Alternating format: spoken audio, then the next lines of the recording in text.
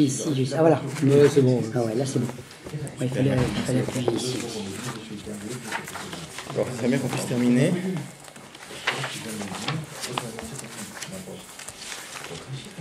Alors, on était...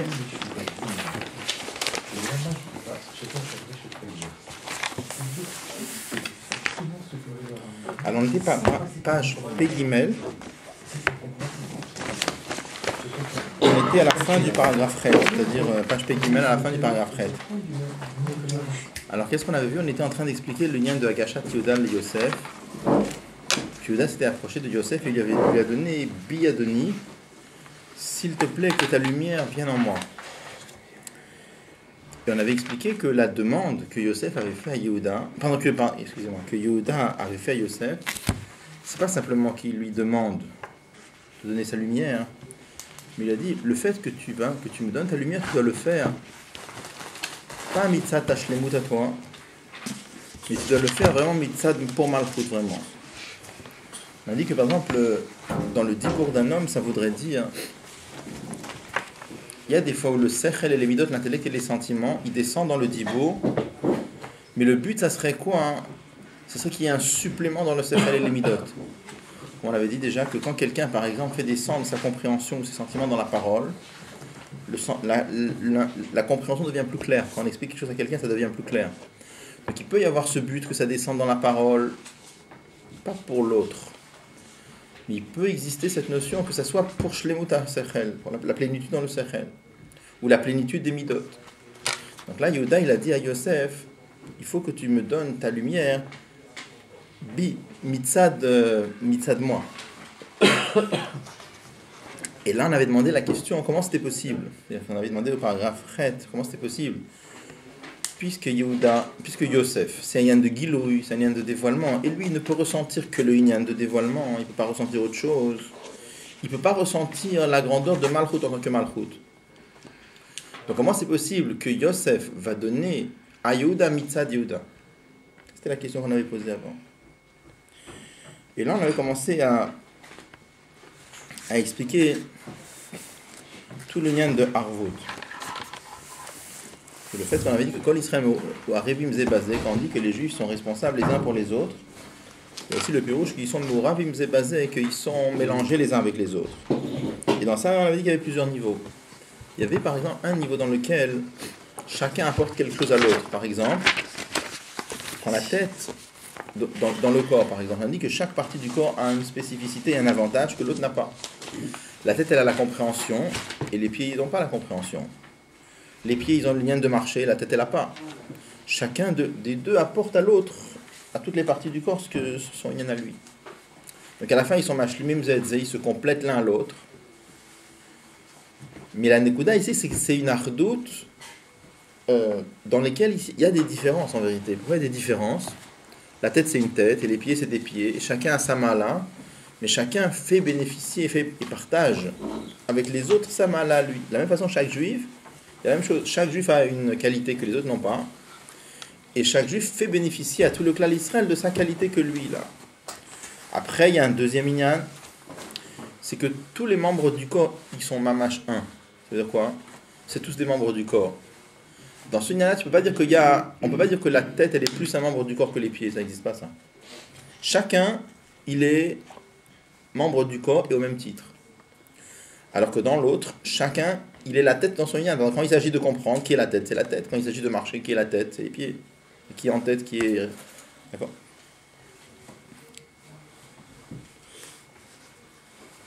Alors, on peut reprendre par paragraphe, page P-Guimel.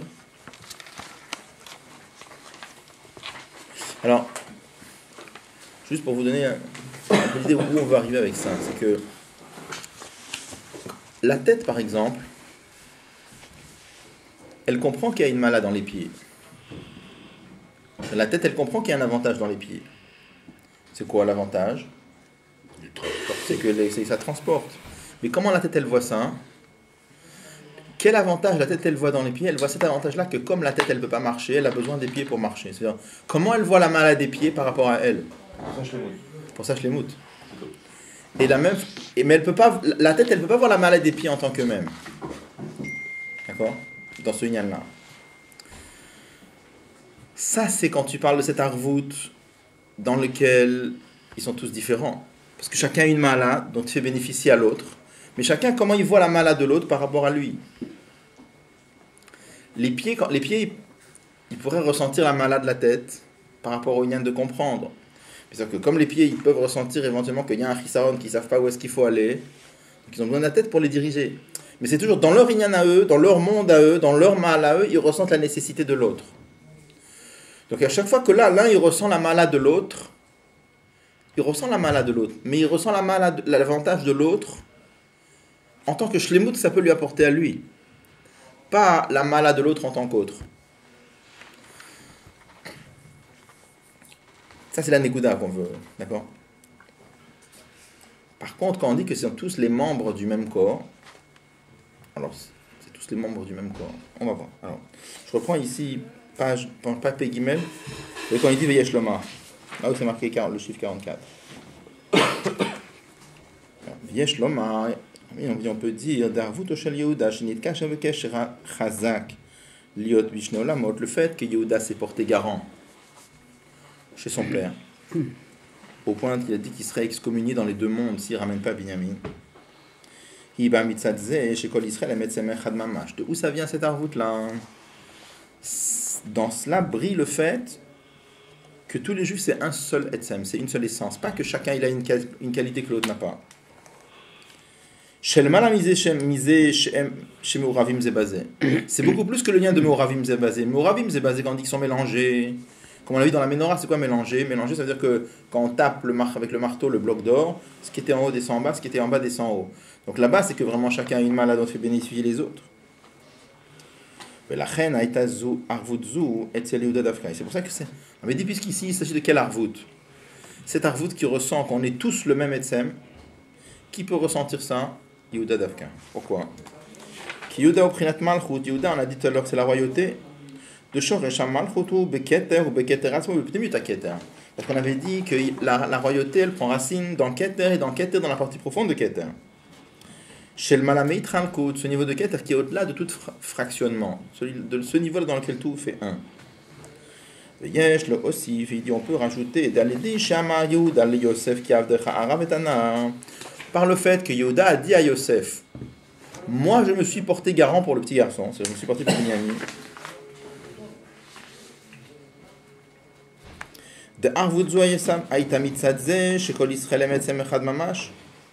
Et cet arvout là on a dit c'est quoi dans cet arvout?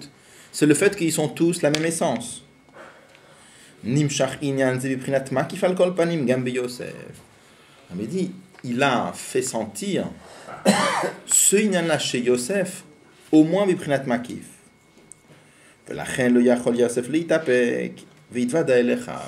C'est pour ça que Yosef n'a pas pu se retenir et qui s'est dévoilé à ses frères, c'est qu'il s'est dévoilé à Yehuda. Donc, qu'est-ce qu'on voit avant dans l'histoire? On voit avant que Yosef il ne s'est pas dévoilé. Pourquoi il ne s'est pas dévoilé? Il n'a pas donné sa lumière. Une fois que Yehuda il lui a dit Ki avdecha arav et ana, moi je me suis porté garant. Même je veux dire dans le pshat simple, je veux dire, quand on va dans le pshat, qu'est-ce qu'il a touché? C'est quand il a entendu que Yehuda s'est porté garant. C'est le pshat simple des versets. Donc Rabbi explique c'est quoi dans le Nyan ici. Il est en train de lui dire regarde, moi Yehuda, je veux te faire sentir ce Inyan là, que c'est tous le même Inyan, que c'est tous le même Etzem, qu'on est tous.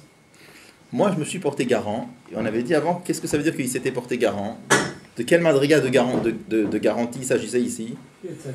Etzem, c'est-à-dire que c'est tous le même Etzem, d'accord? Son Etzem Echata, mais au Ravim Zebazé. Comment est-ce qu'on peut se porter garant de Etzem? C'est quoi le pshat ici? Je sais pas. En tout cas. Pas garant d'un pied, d'accord, c'est un pied, je fais attention à lui. Mais le Etzem, c'est le Etzem. Il dit on est tous le même Etzem. C'est Shayach. Non, le pshat simple, ça veut dire qu'il s'est porté garant au point d'être menoudé bebet olamot. On m'a dit d'où c'est venu une chose pareille, parce que chez lui brillait le fait que c'est tous les Am Israël, c'est un seul Etzem. Chez lui brillait ce lien-là. Mais on va voir, parce qu'ils sont. Le problème, c'est que Yosef, il peut pas être marié, je crois, de Etzem Keter. Comment? Même s'il lui fait dire Alcool Pachot de Prat Makif, mais c'est pas une qu'on peut être marié chez Etzem Keter, je comprends pas. Même si c'est Prat Makif. Etzem Keter, il n'est pas dans une de bisouille. Il ne dit pas qu'il lui fait sentir Alors, le yin de Pnimuta Keter. Il dit là, Il lui fait sentir la harvout qui est mitzat Pnimuta Keter. Puis Prinat Makif. ouais. Ça va être plus clair dans le. Déjà, Parce que là, c'est pas clair du tout. Là. C'est pas clair du tout, mais ça va être un peu plus clair dans le paragraphe d'après. Ça va être un petit peu plus clair dans le paragraphe d'après. Donc il dit, et c'est pour ça que Yosef il s'est dévoilé, c'est pour ça que Yosef il a. Jusqu'à présent, qu'est-ce qui s'était passé? Yosef ne donnait pas sa lumière à Yehuda. Il lui a dit, Biadoni, donne-moi ta lumière et donne-moi ta lumière mitzad moi-même. Et comment il a réussi à obtenir ça? Parce qu'il lui a dit, Ki avdecha aravetana, que moi je me suis porté garant. Il avait expliqué de quel niveau de garantie il s'agit ici. Signala qu'on est tous le même etzem. Quand Yehuda, Yosef, il a de loin, Bemprinat Makif, il a pu ressentir que c'est tous le même etzem. C'est ça qui l'a aidé à donner sa lumière à Yehuda, pas mitzad sa pas pour obtenir sa shlemut à lui de Yosef, mais donner sa lumière à Yehuda pour Yehuda, de donner sa lumière à Malchut pour Malchut. Ça c'est les mots, ça va être un petit peu plus clair dans le paragraphe d'après. Ouais. Comment s'il donne sa lumière mitzad Malchut, comment est-ce qu'il peut être, comment est-ce qu'on est le de Kamocha Keparo après? C'est ça la shlemut de Yosef justement. On va voir justement, on va voir. Là il va donner un deuxième bureau sur Kamocha Keparo, il y a différent de ce qu'on a vu avant, et après il va relier les deux. Ça va être encore un peu... On n'est pas sorti encore du... Bon, alors, on va avancer le paragraphe d'après. Valpi Zeyesh Loma... Il doit se tenir parce qu'en fait il révèle une... Il passait, il s'est dévoilé. C'est ça. Il s'est dévoilé. Avou, le vrai avou. Hein? Oui. Comme il a senti un petit peu cette vraie arve, c'est pour ça qu'il s'est dévoilé à Yehuda pour Yehuda, pas mitzat sashlemut à lui. Valpi Zeyesh Loma, on m'a dit d'après ça, on peut dire... De pire, ou shkamocha keparo, ou... Il y a encore un texte là. Viens, tu venais pour...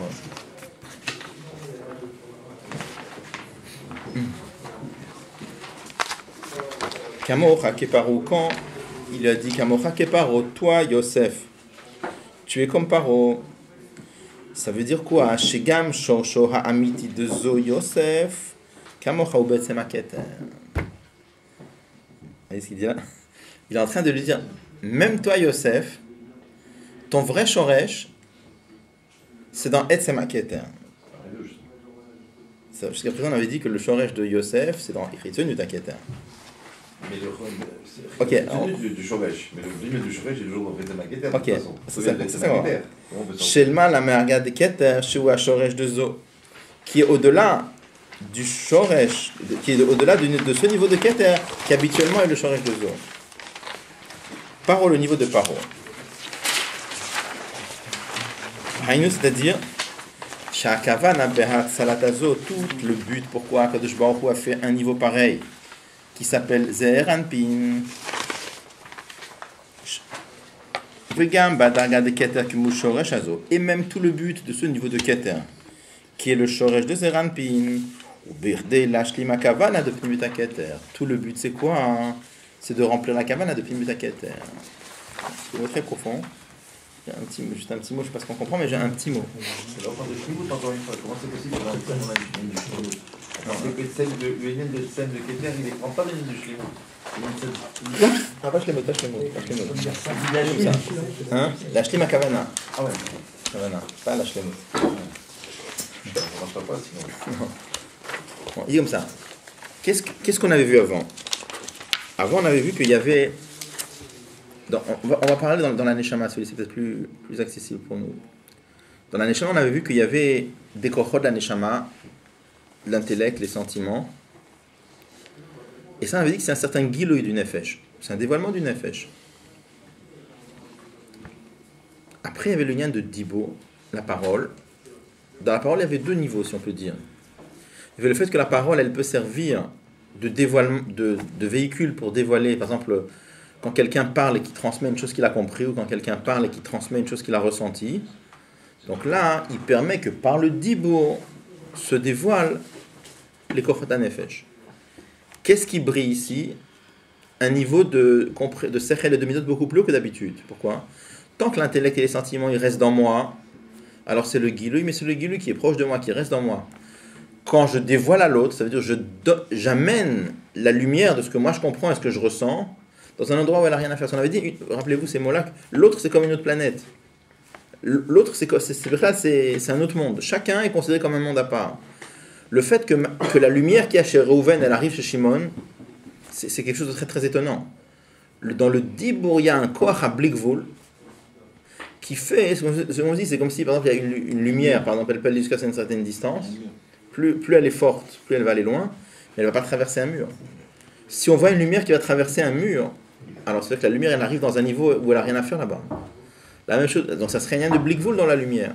La même chose aussi quand quelqu'un par la parole il dévoile à l'autre, sa lumière à lui elle arrive chez l'autre, ça c'est un dévoilement du Blikvul de Nefesh. Ça c'est rien. Mais après il y a autre chose, il n'y a pas le Etzaminyan de Dibour. Le Etzaminyan de Dibour c'est quoi?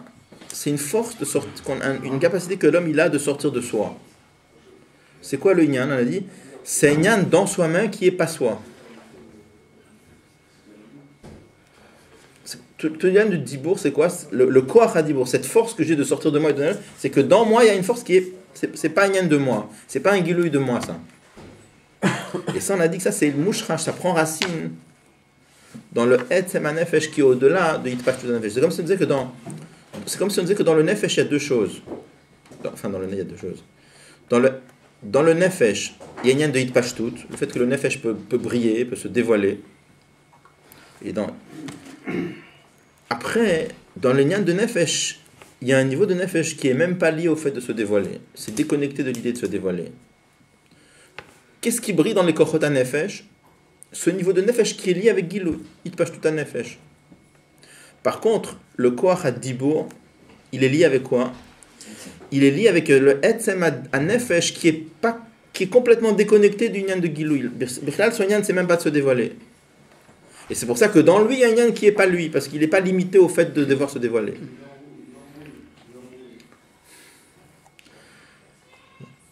En vérité, c'est à quoi il veut dire.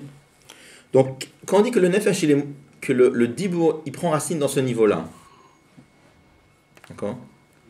C'est-à-dire que le Dibour, il est lié vraiment avec ce niveau-là. Les autres madrigotes du Nefesh, ils ne sont pas liés avec ce niveau-là. D'accord? Pour voir ce que les autres, c'est un Inyan de Gilou. Pas directement.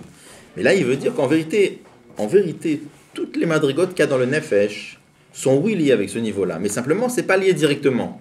Ça se sent pas, ça se voit pas. Dibour, il a cette spécificité que dans lui, c'est vraiment nirgash, ce Inyan-là. D'accord? Donc il veut dire la même chose aussi. De la même façon que c'est vrai dans la neshama d'une personne, de la même façon, il y a aussi chez Akadosh Baruch Hu. C'est-à-dire, il y a des madrigot d'Akadosh Baruch Hu qui sont liés au fait de se dévoiler. Il y a différentes formes de dévoilement d'Akadosh Baruch Hu. Il y a l'intellect, c'est-à-dire qu'Akadosh Baruch Hu peut se dévoiler de façon intellectuelle, il y a les sentiments, etc. Bon. Après, il y a le lien de Dibour. On avait dit, c'est quoi le lien de Dibour? Le lien de Dibour, c'est comme si on disait que dans Akadosh Baruch Hu, il y a quelque chose, c'est pas lui. Parce que le Dibour, ça crée les autres. C'est quoi les créatures? Chaque simple des créatures, c'est pas Dieu, d'accord? Donc, dans le lien de créer un monde par le Dibour, par la parole, c'est quelque chose qui est, si on peut dire, c'est un corps de pas lui. C'est-à-dire, évidemment. Mais ça veut dire en tout cas, ça veut dire que le Dibour chez Akadosh Baruch Hu, la parole d'Akadosh Baruch Hu, c'est lié, ça prend racine dans l'essence d'Akadosh Baruch Hu, qui n'est pas lié au fait de se dévoiler, qui est complètement déconnecté du Inyan de Gilouï. D'accord? Donc là, le Rebbe est en train d'expliquer qu'en vérité, toutes les madrigotes dans tout le Seder Ishtal, chez tous les niveaux, ils prennent leur racine dans ce niveau d'Akadosh Baruch Hu qui est pas connecté avec Gilouï. Mais simplement, la différence, c'est que dans le Dibour, c'est directement lié. Les autres madrigotes, c'est pas lié directement. Donc, où on veut arriver? Alors, ça veut dire quoi que les autres, vous allez comprendre. Ça veut dire quoi que tous les autres niveaux, c'est lié avec ça aussi? C'est comme ça. C'est marqué en Chassidut. Quand Rabbi dit, c'est un peu dans les mots, c'est un peu. Dieu a créé le monde. Il a voulu avoir Dira Betartonim. Il a voulu faire de ce monde-là une demeure. On sait qu'est-ce que ça veut dire la demeure. Ça veut dire qu'il a voulu que dans ce monde-là, il va se dévoiler Bechol Atzmuto. Et vous vous rappelez ce qu'on avait déjà expliqué, qu'il va se dévoiler Bechol Atzmuto, pas simplement dans une façon qu'il y a tout son Etzem dans ce monde-là, mais Bofan Galouy. Vous vous rappelez qu'on avait parlé de ça? Parce qu'on a dit c'est le but, c'est d'avoir une maison et pas une cave. Juste, je rappelle, qu'est-ce que ça veut dire Dirabet Tartonim? On avait dit par exemple qu'un roi, hein, dans chaque situation où il se dévoile d'une autre façon. Il y a des situations où par exemple le roi il veut montrer sa puissance, il va se dévoiler avec des beaux vêtements, avec toute son armée pour montrer qu'il est très fort. Il y a des situations où le roi il voudra montrer sa chokhma dans ce conseil des ministres, par exemple il va montrer comment il comprend bien, etc. À chaque fois il essaie de se donner une certaine image de lui. Ça c'est un guillouï du Melech, c'est pas le Melech lui-même. Parce que dans toutes ces situations-là, c'est le Melech qui joue une certaine comédie, mais qui se donne une certaine façon d'apparaître. Après, il y a le Melech comme il est lui-même. Ça veut dire quoi, le Melech comme il est lui-même? Pas comme il se donne une certaine façon d'apparaître. Où il est lui-même, chez lui à la maison. Donc quand on dit dans la Brioute, quand on dit que Akadosh Baruch Hu a voulu de faire de ce monde-là une dira, une demeure, c'est quoi le pshat? Il a voulu que dans ce monde-là, il se trouve comme il est lui-même. Pas d'une certaine façon, mais comme il est lui-même. Et en plus que ça se fasse Bofan Galouï, de façon dévoilée. Pour que ça se fasse Bofan Galouï, il fallait qu'il y ait la notion de Gilouïm. Alors, juste je termine après. Pour ça, hein, on dit comme ça que tous les Olamot Elyonim, on dit qu'il y a un lachon, par exemple, dans Tanya, c'est marqué que dans tous les Olamot Elyonim, tous les mondes spirituels qu'Akadosh Baruch Hu a créés, quelle différence il y a entre ce monde-là et tous les Olamot Elyonim? Tous les Olamot Elyonim, c'est des mondes dans lesquels Dieu est dévoilé. C'est quoi il est dévoilé? On sent sa présence. Alors, je vous ai expliqué, c'est-à-dire qu'est-ce que veut dire un monde plus haut et un monde plus bas. Plus on ressent fortement sa présence, plus c'est un monde qui est Elyon, qui est haut. Moins on ressent sa présence, plus le monde il est bas. Donc l'enchaînement des mondes, c'est un monde dans lequel on ressent Kadosh Baruch Hu un peu moins, mais toujours on le ressent. Le chidouche de Olam Hazeh, c'est quoi? Pas du tout. D'où ça vient une chose pareille? Un monde dans lequel on ne ressent pas du tout à Kadosh Baruch Hu. C'est marqué que ce monde-là, il est lié avec l'essence d'Akadosh Baruch Hu, qui n'est pas lié au Nyan de Gilouï. D'accord? Là, c'est marqué. D'accord? Dans Tanya, il y a le mamar de Yudshvat aussi, Batilegani Yudalev. Maintenant, c'est marqué un lachon comme ça en Chazut. C'est marqué, je ne sais pas si vous avez déjà vu, c'est marqué que Olamot Elyanim Inam Kelim Linyana Atzmut. C'est pas lié, c'est pas des Kelim pour l'essence de Dieu. Il n'y a que Olam Hazeh. Pourquoi? Parce que comme eux, c'est quoi la définition de Olamot Elyonim? C'est un Gilouï, c'est un dévoilement d'Akadosh Baruch Hu. Alors dévoilement, c'est dévoilement. Dévoilement, c'est pas lié avec être. D'accord? Dévoilement, c'est dévoilement. Maintenant, on est en train de dire comme ça que quand même, pourquoi c'est marqué en Chazut, pourquoi Dieu a créé tout le Seder Ishtal Shelut? C'est pour Olam Hazeh. Pour qu'il y ait Dirabet Tartonim, pour qu'il y ait la notion de demeure, et la notion de demeure qui doit être, pas simplement qui est le Etzem, mais qui est le Etzem Bofan Galouï. Akadosh Baruch Hu a voulu qu'il y ait aussi la notion de Gilouï. Ça veut dire, on peut dire Akadosh Baruch Hu a créé, il a inventé la notion de dévoilement, si on peut dire. Tous les Olamot Elyonim, ils sont bishvil pour ce monde-là. Donc, quand dans les Olamot Elyonim, on ressent que tout leur but, c'est quoi? C'est les Hashlim Kavanat Ha'atzmut. C'est pour remplir le but suprême de l'essence de Dieu, qu'il y ait une Dira Betartonim dans ce monde-là. Alors, quelque part, ça fait la Dira Betartonim, même dans le Olamot Elyonim, il y a le lien de Ha'atzmut. Dans ce sujet, il y a toute une zécha de Shavuot, par exemple, le Rabbi explique que quand on fait la demeure dans ce monde-là, ça élève tout l'enchaînement des mondes aussi. Pourquoi? Parce qu'on est en train de dévoiler clairement comment tout le Olamot Elyonim aussi, le rien, c'est Bishvil Ha'atzmut. C'est pour remplir le but de l'essence d'Akadosh Baruch Hu. Même si eux, c'est une de Gilouï, qui a priori Gilouï, c'est pas Ha'atzmut. Mais d'arriver à ressentir que même la notion de Gilouï, c'est aussi pour Kavanat Ha'atzmut. C'est comme si on disait, comment on s'imagine, vous disait quoi? Il y a Dieu, il y a le dévoilement d'Akadosh Baruch Hu. C'est deux choses. Alors dans notre Lachon à nous, on dit que c'est deux choses. En fait, il n'y a que Dieu, point final. Il n'y a pas deux choses. Et chez Akadosh Baruch Hu, il y a Akadosh Baruch Hu lui-même, il y a Akadosh Baruch Hu tel qu'il a voulu être lié avec un moussak de Gilouï. Quand ça brille dans l'Olamot Elyonim, alors dans l'Olamot Elyonim, on ressent qu'ils sont Bishvil Ha'atzmut. Pour l'Ashlim Kavanat Ha'atzmut. Donc, Rabbi explique, c'est ça que Yehuda, il dit à Yosef. Il dit, toi Yosef, pourquoi tu peux me donner ta lumière, pas pour ta shlemut à toi, mais pour moi Yehuda? Il est en train de dire, Ki kamocha keparo, parce que même toi Yosef, même toi le lien de Gilouï, en vérité tu prends racine dans Paro, on a dit c'est pnimut haketer. Parce que même les Gilouïm, Même si les Goyim c'est un lien de Gilouï, mais puisqu'ils sont la Bishvil Kavanat Atzmut, alors eux aussi ils sont liés avec Atzmut. Est-ce que c'est un peu compliqué, mais bon, regardez dans les mots. Il y a une chose qui est difficile à admettre. Qu'une. Comment admettre ou comment accepter, comment aborder la notion, mais il y a... Tout à l'heure, on avait dit que le dibour, il est mouchrage dans le Etzem, mais que c'est pas un inyan de Gilouï.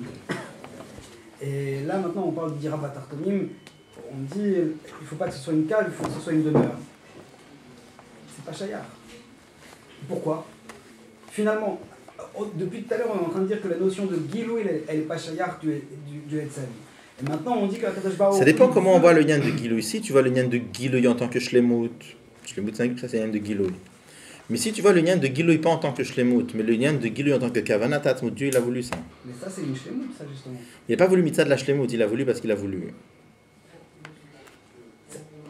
Il faut être batel. C'est compliqué à comprendre. Il y a quelque chose de totalement irrationnel là-dedans. C'est compliqué à comprendre parce que si, quand tu parles avec les mots, on a l'impression que dans Dirabat Tartonim, il y a deux nekudot. Premièrement, Amshachat Atzmut.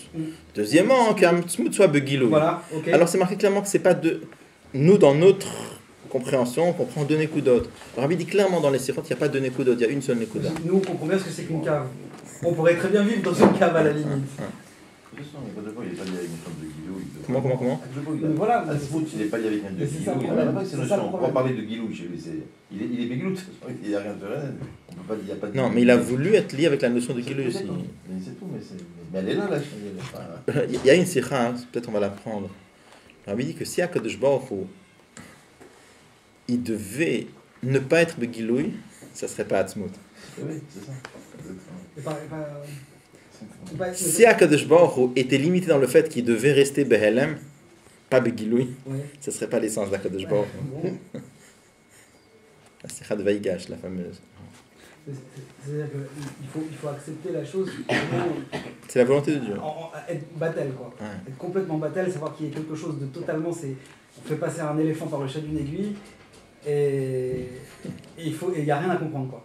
À la limite, il n'y a rien à comprendre. C'est comme ça qu'il faut comprendre la chose. C'est qu'il n'y a rien à comprendre. Il n'y a rien à comprendre. Non. Quand on étudie une chose comme ça, d'un côté on comprend, d'un autre côté on ne comprend pas, et on comprend qu'on ne comprend pas, mais on sent que c'est très très élevé, d'accord ? Donc déjà, un juif qui apprend ça, il regarde Torah Mitzvot d'une autre façon, il regarde la Torah d'une autre façon. C'est complètement une autre façon de...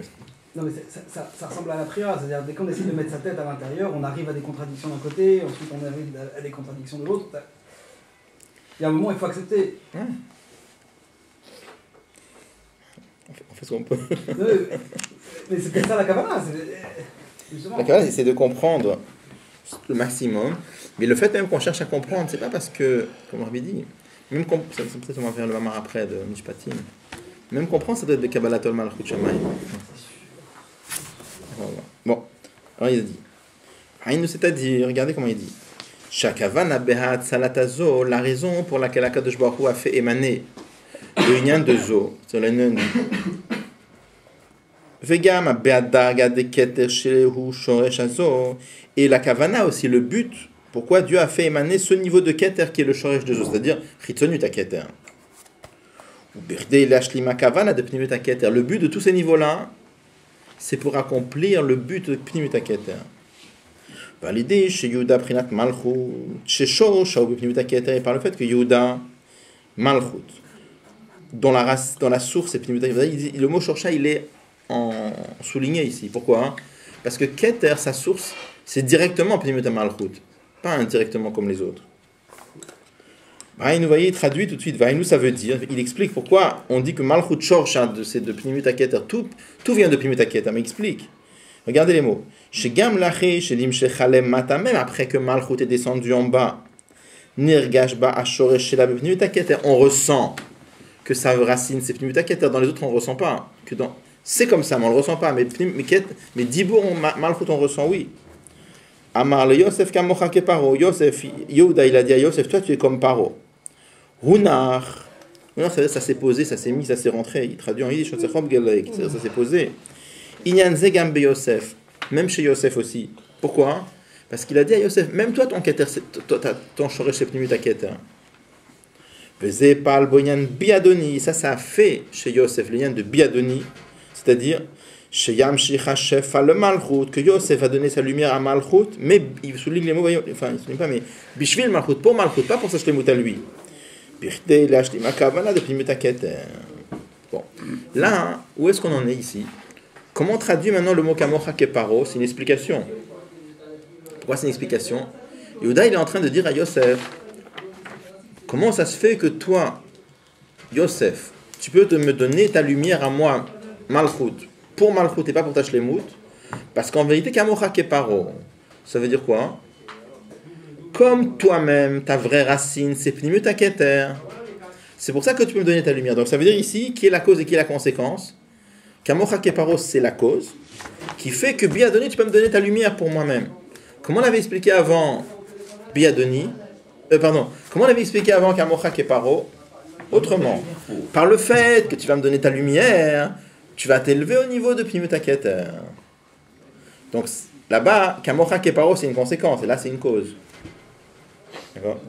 Qu'est-ce qu'il va dire ici? Et le fil biurzé, d'après l'explication qu'on est en train de voir ici, Achaïchout de Biadoni le Kamocha Keparo, quelle est la relation qu'il y a entre Biadoni, que toi, Yosef, tu me donnes ta lumière à moi, avec la notion de Kamocha Keparo, quelle relation il y a entre les deux, ou chez Kamocha Keparo, ou à Siba, les liens de Biadoni. Kamocha Keparo, c'est la cause qui entraîne Biadoni. C'est comment ça se fait que tu peux donner, toi, Yosef, tu peux me donner ta lumière à moi, Malchut, et pour moi, pas pour ta shlemut à toi, hein. Parce que toi aussi, Kamocha Keparo, tu prends racine dans Pnimut Keter.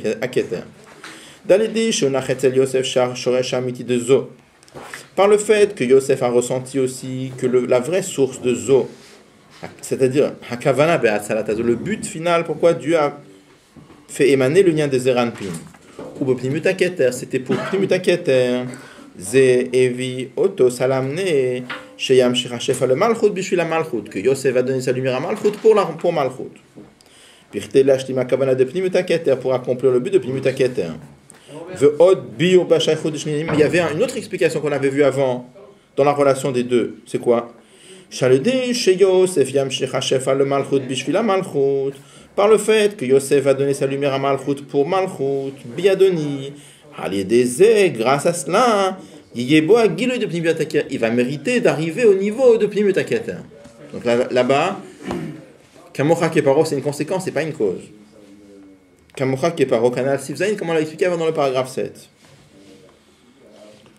Donc Rabbi explique comment ça marche les deux biorim ensemble. Il dit comme ça. Desi shonachetz lo aïnyan de Kamocha Keparo lifne sheishpia b'malchut. Quand on dit que Yosef, il a ressenti le nyan de Kamocha Keparo, que sa source, elle vient de Pnimut Keter, avant de donner sa lumière. Hayazelo b'prinat gilou, c'était pas b'ofan galouy. Elle a, shini achetatz momi, il s'est mis de côté, si on peut dire, l'ashpia le malchut, b'chdei l'ashtem akavana, pour remplir le but. Validé shishpia le malchut, nimshach bo agilou de Pnimut Keter. Et par le fait qu'il a donné sa lumière, c'est ça qui lui a donné Pnimut Keter, clairement. C'est le 2 qui a amené le 1 en fait. C'est ça. Ça veut dire, le Rebbe explique, les deux biorim, c'est pas du tout, ça marche ensemble. Simplement, quand on dit que Yosef au début, que Yosef a ressenti que grâce aux paroles de Yehuda, quand il a dit Avdecha Arav et Anar, il lui a fait sentir que sa source, elle est de Pnimut Keter. Il ne ressent pas vraiment le lien de Pnimut Keter. Il a ressenti simplement que son but à lui, c'est de se mettre de côté pour accomplir la kavana de Pnimut Keter. Il ne ressent pas Pnimut Keter. Par le fait qu'après il a donné sa lumière, là ça l'aide pour que Nim Sharbo a guilé de Pnimut Keter. C'est Wakesh, le Rebbe dit, c'est ça la relation qu'il y a entre Vaïgash et la Yehuda, Ima Haftara de Parashat Vaïgash. Vous vous rappelez au début, on cherchait donc la relation qu'il y avait entre la Parasha et la Haftara, c'est-à-dire chez Tornahi, quel est le Tochen, le contenu de l'Haftara? Chez l'Atidla, vous voyez, Yehuda le Malam Yosef, que quand Mashiach viendra, Yehuda va être au-dessus de Yosef. Et on avait dit, ça posait un... Finalement, on avait dit comme ça, le point commun entre la paracha et l'Haftara, c'est que dans tous les deux, il y a un rapprochement entre Yehuda et Yosef.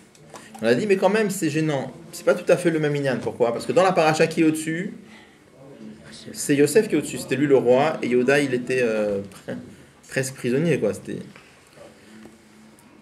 L'Atid Lavo, qui est-ce qui est au-dessus? C'est Yehuda qui va être au-dessus. Donc, on a dit, la comparaison, la ressemblance entre la paracha et l'Haftara, elle n'est pas totale. Donc on a dit, ça nous oblige à dire que quelque part dans la paracha, on doit arriver à trouver que quelque part dans la paracha, on souligne la grandeur de Yehuda. Mais quelle grandeur de Yehuda? Celle qui aura la tilavo, parce qu'on a vu qu'il y en aurait pu y en avoir d'autres. On avait parlé de Smirchat, Gula, les Tfila, tout ça. Pas celle-là. Celle qui aura la tilavo.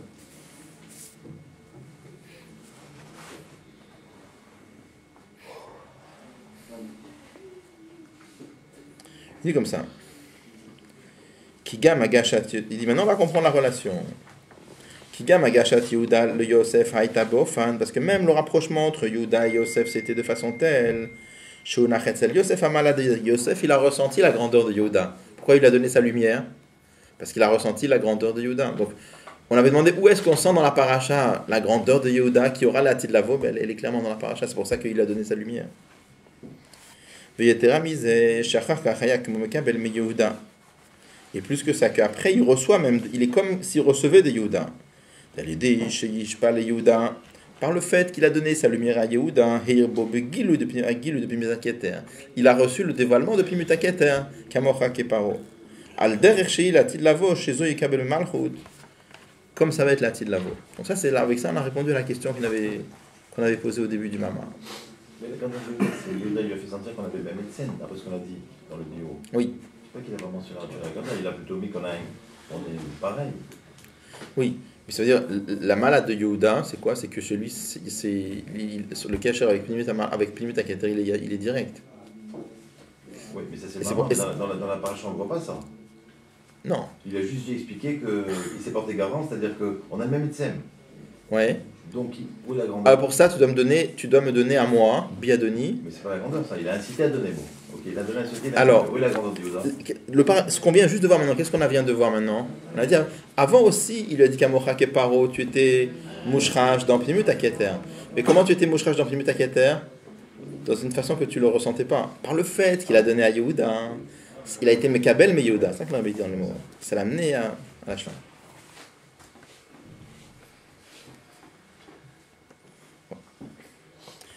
Il y a deux bio de fois tout châtement de Bechamiadmo. Il dit c'est connu le bio du rabbi précédent. Le mamar dit Boramat il va dit David Melech Alehem. Dans un mamar qui commence par David Avdi Melech Alehem. D'atam al zeh Melech Mashiach nikra beshem David, une des raisons pourquoi le Mashiach porte le nom de David, ou c'est Kinyan shel David hu anava bitul. Parce que c'est marqué que David tout son yan, c'était l'humilité et la modestie. Agam Shayamelech, bien qu'il était roi. Mikol Makom, Kara Atzmo, Anive Evion. Mais dans Teilim, il a dit qui Anive Evionani. Il a dit je suis un pauvre, je suis un misérable. Il dit Vecheinu Bemelech HaMashiach, il en va de même pour le Mashiach. D'Agam Sheyibetach Litagad, l'autre bien que Mashiach, il sera au summum de la grandeur. Comme c'est marqué, que va se poser sur lui l'esprit de Dieu. Il va enseigner la Torah au Avot et à Moshe Rabbeinu. Malgré cette grandeur-là, il va être totalement humble, totalement comme un pauvre, comme un misérable. L'ilmod gam imanashim pshutim, est de venir enseigner la Torah même à des gens simples. Pas, ça veut dire, on peut imaginer quelqu'un qui vient enseigner la Torah à Moshe Rabbeinu. C'est un tableau qu'on a du mal à imaginer, d'accord? Imaginons quelqu'un comme ça qui est en train d'enseigner la Torah à Moshe Rabbeinu, à Avraham, Yitzhak, Yaakov. Et de la même façon, il pourra enseigner la Torah à des juifs simples de la rue. Donc on comprend la modestie qu'il y a là-dedans. C'est bon. Il faut imaginer aujourd'hui un grand Rosh Yeshiva qui donne un chiour de très haut niveau. Tu vas lui demander de venir donner un petit cours pour des Pour des petits jeunes qui comprennent à peine, c'est pas son yann du tout, d'accord? Valpi Ayadoua. On avait dit, étant donné qu'il est connu, chez Kol Agiloyim del Ati, tous les dévoilements qui vont venir dans le futur, Kloim Bemasenu Vavodatenu Arshav, ça dépend de notre avoda à nous maintenant.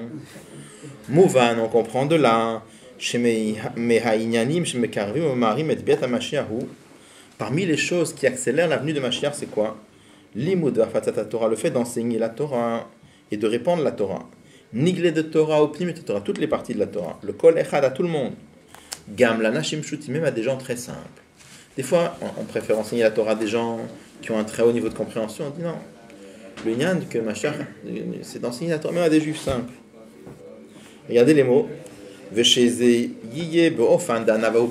Et d'enseigner la Torah de façon qu'on est humble. C'est-à-dire qu'on ressent au moment où on enseigne qu'on n'est rien du tout.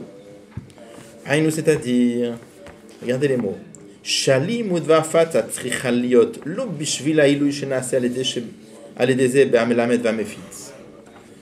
L'enseignement doit être pas pour l'élévation que cela procure à celui qui enseigne.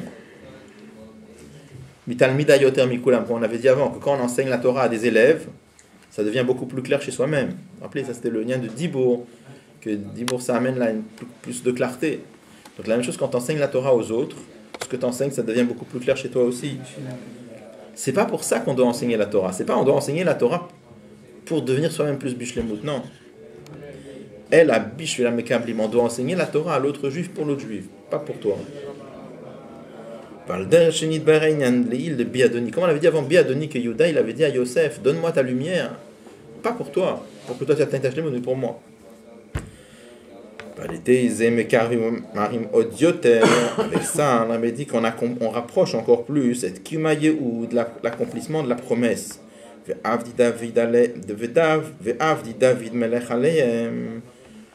Que mon serviteur David est roi sur eux, et que David il est nasi pour toujours. C'est-à-dire qu'à la fin, la Ramène nous explique que ce lien-là, que on doit enseigner la Torah aux autres pour l'autre, c'est pas un détail. C'est lié avec le Tochenan de Biat HaMashiach. C'est parce qu'on avait dit que étant donné que ça c'est le Gilui de Mashiach, alors ce détail-là qu'on doit enseigner à l'autre pour l'autre, c'est pas du tout un détail secondaire, c'est quelque chose qui est fondamental dans le Gilui de Mashiach. Et ce qu'on voit également, c'est qu'on voit que le Tochen du Dibour, il est lié avec Etzem HaNefesh. Si on reste dans l'idée. C'est-à-dire Puisqu'on voit que par Yosef, il dit que le bête de Yosef, nous on a le même Etzem. Or Yosef, les Midot, Zo, c'était un lien de Tochen. Puisque c'est toujours une shlimut qui est apportée de le fait que ça se dit. Alors à la fin, bah oui. On peut dire que le Tochen, il y a. Oui. On peut pas parce que c'est nous, c'est pas possible. Regarde pourquoi. Parce que chez l'off, l'Aïdia, chez l'homme, l'Aïdia, c'est quelque chose de moussa. Ça vient de l'extérieur. On ne peut pas parler d'une Aïdia extérieure. C'est lui-même. Il est Amada ou Dayadua. Là-bas, je peux comprendre ce lien. Mais chez nous, comment ça marche que le Tochen peut être lié au Shoresh, à Etzem? Tu parles du corps. Le corps, c'est pas possible. Chez nous, c'est pas possible que le Tochen du Dibour, alors que là, on le dit clairement, à travers le Midot, à travers ça. Mais on ne peut pas dire que le Tochen chez nous du Dibour, il est lié à Etzem en effet, puisque le Tochen chez nous, c'est quelque chose qui vient de l'extérieur. C'est mossif dans les dires. C'est pas possible. Alors ça voudrait dire qu'on n'a pas de libre arbitre sur ce qu'on reçoit, ce qu'on apprend. C'est pas possible que le Etzem éveil, il va capturer, phagocyter des éléments extérieurs, parce que c'est partie de son Etzem. Comment est-ce que je veux dire? Parce que là, on vient d'apprendre quelque chose d'important. On vient d'apprendre que le Tochen, à travers le Zo et les Midot, c'est lié à Etzem. C'est bien ce que veut expliquer Yosef à Yoda. Il dit, puisque toi, tâche les mots que tu vas essayer d'acquérir en me donnant, en fait, elle est liée aussi avec le Etzem. Non, il lui a dit, il demande de tu cette dois façon. Me donner, pas pour ta shlemut, oui. Mais tu dois me donner pour moi. Pourquoi? Parce qu'en fait, on a le même Etzem, on est pareil là-bas. Même toi aussi, tout ta kavana, c'est voilà. Bishvila Etzem. Exactement. Donc c'est-à-dire que si on ramène ça au niveau du Dibour chez l'homme, le Tochen du Dibour, c'est comme Zo. Le Dibour, c'est Malchut. Ça veut dire que le Tochen du Dibour il est lié avec Etzem Hanefesh.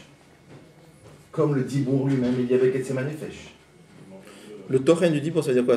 Quand il dévoile son intellect et ses sentiments. Oui, quand il dévoile. Ok. Est-ce qu'on peut dire que le Tochen du Dibour, le dévoilement du Sechel et des Midot, est-ce que ça peut être lié à Etzem Hanefesh? C'est compliqué, Shalom, parce que quand Shalom, tu dis, dans le Tochen du Dibour, tu dis, il dévoile sa compréhension. Alors dans la compréhension, il y a deux choses.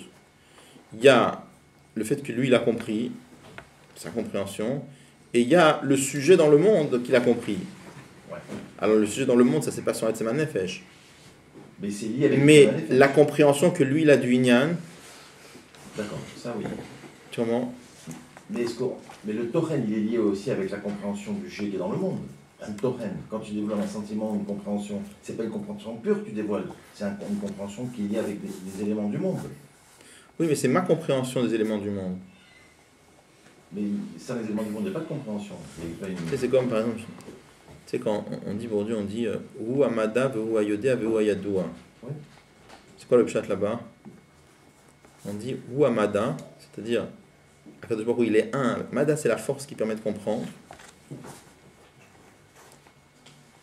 Vehu Ayodea, c'est lui, c'est celui qui sait. Donc, celui qui sait et la force qui permet de savoir, c'est un. Vehu Ayadoua, et lui, il est le connu. Comment on imagine d'habitude le connu? L'objet connu. Vraiment une question. L'objet connu, c'est quoi? C'est le monde. Sur le monde, on ne dit pas que on dit pas Yu v'chayo ichad.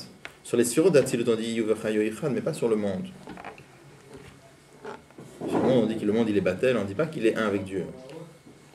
Qu'est-ce qu'on explique? On explique le pshat que on dit là-bas Hu Ayadoua, c'est pas le monde.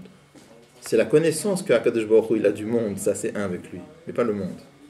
Le monde, c'est Beferouche, pas un avec lui. À ce niveau-là, en tout cas. Bon, c'est un autre Inyan, en tout cas. C'est un autre Inyan. Je sais pas si c'est lié avec ce que je te demande, mais... Bon, on a terminé le Mama. Il nous reste 5 minutes, on aurait pu commencer un autre. Je pensais faire... Je n'ai pas fait les photographies, mais on va prendre le livre ici au moins qu'il y a 5 minutes. Peut-être faire celui d'après, Mishpatim. De Charvet Shvat. Si on peut prendre au moins commencer quelques lignes, puisqu'on a le dire ici. C'est le Chelek Vav.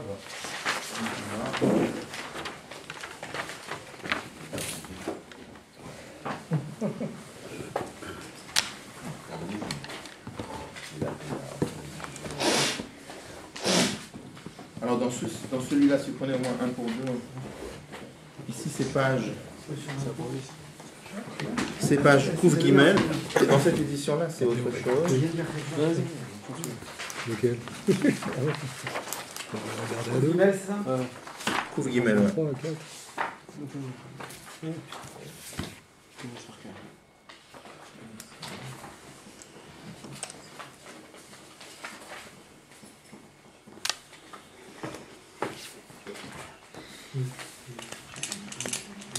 Ah, il n'est pas ici. Non,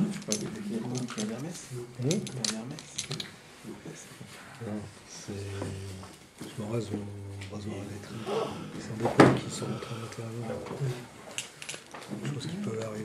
Comme je mettais pas de crème. Quand elle est verte, Alors, et il est à Mishpatim. Alors on commence donc à nouveau. Et il est à Mishpatim Asher Tassim Lifnehem, c'est la paracha de la semaine en fait. Voici les lois que tu placeras devant eux, qui tikne Eved Ivri, quand tu acquéras un serviteur juif. Viadoua, Adiouk Bazé, c'est connu, les questions qu'on demande à ce sujet-là, des Lifnem ou la Shon Rabbi. On dit voici les lois que toi, Moshe Rabbeinu, tu placeras devant eux. C'est qui eux? Eux, c'est les Bnei Israël. Velashon Nista, et c'est la troisième personne. Vetikne, on dit quand toi tu achèteras, ou Lashon Yachid, Velashon Ochach. C'est au singulier, c'est à la deuxième personne. C'est curieux. Quand on dit, Dieu dit à Moshe Rabbeinu, voici les lois que tu placeras devant eux. Après, on dit quand tu achèteras un esclave juif, voilà la loi, etc. Pourquoi quand tu achèteras? Quand vous achèterez, quand ils achèteront. Tu vois, voici les lois que tu placeras devant les Bnei Israël. Donc, il va dire quand ils achèteront. Troisième personne du pluriel. Pourquoi tout d'un coup on commence à la troisième du pluriel et on passe à la deuxième du singulier? Curieux. Gam Tsarich Lavin aussi, il faut comprendre Madeita Yerushalmi, ce qui est mentionné dans le Talmud Yerushalmi al Pasuk sur le verset Vele Mishpatim Ashatesim Lifnem de Tassimhu Milashon Sima Otsa chez Nanigli. Dans le Talmud Yerushalmi, c'est marqué que le mot Tassim, c'est-à-dire tu placeras. Mais le Yerushalmi, il traduit que Tassim, c'est Milashon Sima, c'est un trésor, quelque chose qui n'est pas dévoilé. Razé Torah, les secrets de la Torah. Il faut comprendre, Mishpatim, c'est les lois de la Torah qui sont logiques, c'est les lois qu'on comprend. Et c'est des mitzvot qui sont compréhensibles, même dans le sechel des nations, c'est pas spécifique au peuple juif. Quelle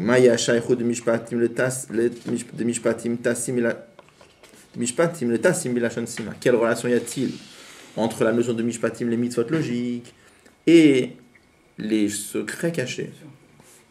Gamzalavin aussi, il faut comprendre. Comment se fait-il qu'on commence les Mishpatim avec la loi du Evedivri, avec la loi de l'esclave juif? Me voir Oratora, voilà qu'il est expliqué dans Oratora du Tzemar Tzedek, donc. Des Inyan Evedivri, qu'est-ce que c'est que l'esclave juif en spirituel? C'est celui qui sert Dieu par soumission. Avodat Eved, comme un travail d'esclave. L'esclave, il ne cherche pas à comprendre. L'esclave, lui, il est là pour faire ce qu'on lui dit. Il dit d'après ça, on peut dire comment se fait-il que les mishpatim, que les mitzvot logiques de la Torah, ça commence par le din d'Eved Ivri, ou les ramès, c'est pour porter en allusion chez Gam Kion ma mitzvot de mishpatim, que même les mitzvot de la Torah qui sont logiques, chez Mouvani Beserel, qu'on comprend parfaitement avec notre logique, Tsarich le Kaima, on doit les accomplir, Mitzala Kabbalatol, on doit les accomplir par soumission et pas parce qu'on les comprend.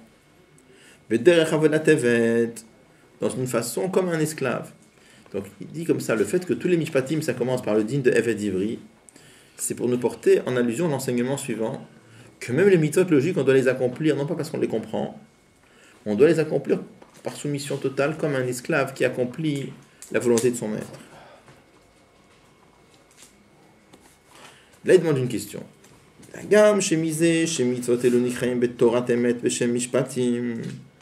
question, il dit, ces mitzvot qui sont logiques, qui est-ce qui les appelle mishpatim et qui est-ce qui dit qu'elles sont logiques? C'est pas nous. C'est la Torah qui dit ça. Donc ça veut dire qu'Akadosh Baruch Hu a voulu que ces mitzvot soient logiques. Il dit, non, il y a un problème.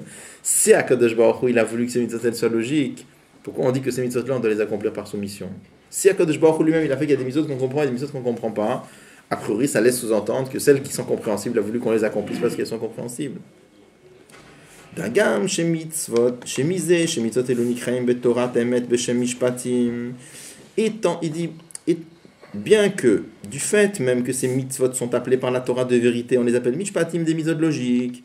Mouvan, ça nous fait comprendre, chez mitzvot elunikraim, gam mitadatam, on doit les accomplir aussi de façon logique. Mikol makom ikar kiyumam, mais quand même, c'est pas une contradiction. L'essentiel de leur accomplissement, tsarich liot bederech kabbalat ol. Ça doit se faire par soumission.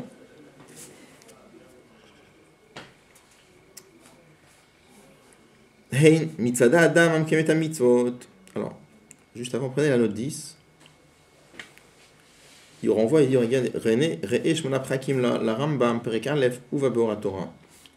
Il renvoie dans Shmona Prakim la Rambam. C'est un petit fascicule du Rambam. Shmona Prakim s'appelle. Là-bas, le Rambam, il explique la chose suivante. Il s'arrête sur la Gemara qui dit Al Yomar Adam, Iyafshi bepsar chazir. L'homme ne doit pas dire je ne veux pas manger la viande de porc. L'homme doit dire Afshi, ça ne me dérange pas. Il dit, mais qu'est-ce que je peux faire? Mon père qui est au ciel m'a interdit de manger la viande de porc.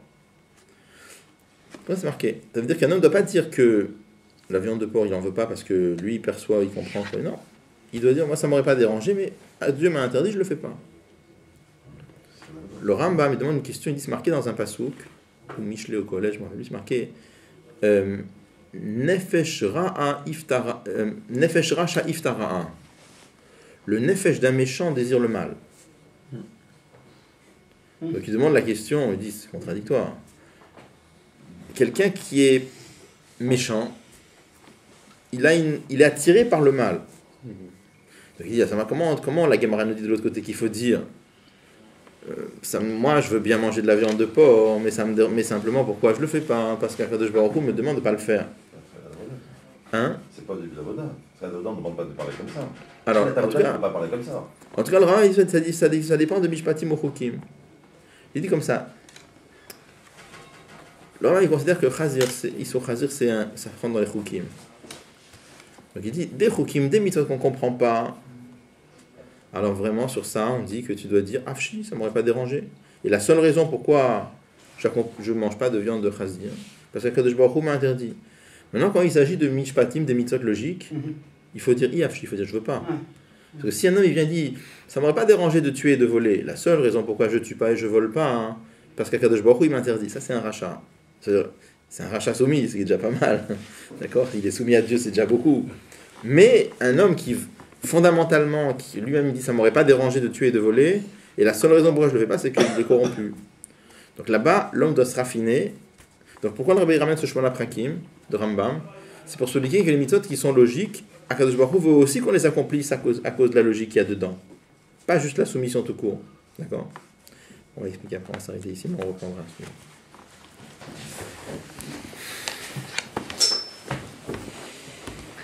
Comment on y va là? Je sais pas comment.